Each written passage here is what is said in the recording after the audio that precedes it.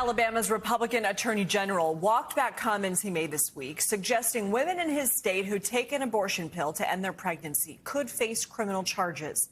On Tuesday, he cited a separate 2006 state law that has been used to punish women for drug consumption during pregnancy. He now says only providers who prescribe the pill could be prosecuted. Joining me is Washington Post national political reporter Caroline Kitchener, who focuses on the politics of abortion. So, Caroline, what can you tell us about the initial statements this AG made and then how Steve Marshall responded after those caught fire? Well, the significance of this statement is that for years and years, the party line of the anti-abortion movement, the mainstream anti-abortion movement, has been, we do not want to prosecute pregnant women for having abortions. Now, this was the most prominent Republican yet that we have seen say something to the contrary, to say, you know, actually women could potentially be prosecuted under a different law. So, you know, that was really big news. And, you know, I think that the fact that he walked it back so quickly really shows, you know, the mainstream movement was not happy with those statements. That was sort of something that he really was not supposed to say. So Marshall may be walking this back, but we're seeing some movement in other states. Oklahoma State Senator Warren Hamilton just introduced a bill that would allow people who get abortions to be prosecuted. And Kansas, as Attorney General, is asking the state's highest court to actually reconsider a decision protecting access to abortion, months after a decisive statewide vote affirming those rights. What have you learned about states moving ahead with proposals like these?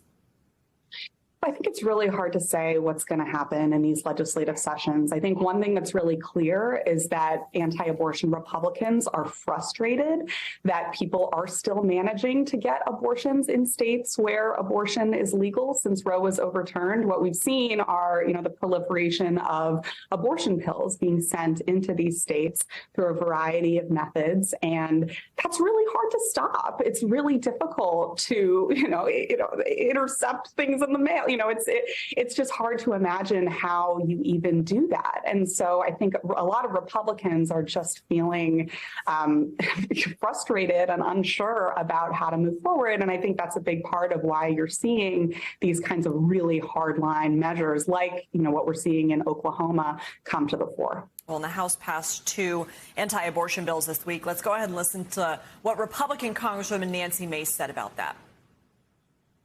I believe that it's tone deaf at this point because it's never going to pass the Senate. It's never going to get to the president's desk to be signing into law. We're only paying lip service to the pro-life movement. So that said, Caroline, here, we know that Republicans sort of steered away from this issue during the midterms. It was galvanizing, actually, for Democrats, the idea of protecting abortion rights. Why is the GOP majority prioritizing these restrictions now? I think there's a lot of pressure from the anti-abortion movement for them to do something.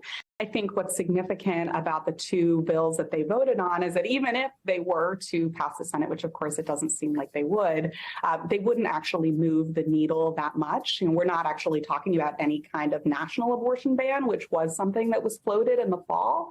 So I think it shows that Republicans really are not sure how to move forward on this issue. Certainly they saw what happened in November, and many of them are very nervous about that, nervous to go, you know, do anything remotely significant to further crack down on this issue because they are very wary of a public backlash.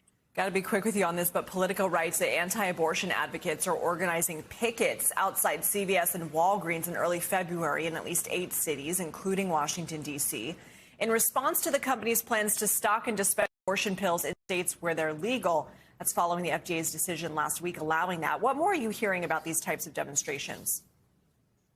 Well, I think what's important to know about the FDA's decision is that it does not affect any state where abortion is banned since Roe was overturned. So these kinds of demonstrations are going to be taking place in the blue states. And that's, you know, a real frustration for the anti-abortion movement. They are, you know, just incredibly frustrated that the FDA has taken these kinds of measures, and that in California and New York, it's going to be even easier to get abortion pills. And they know that if it's easier to get them in New York and California, then they are going to be more easily sent to the red states where abortion is now banned.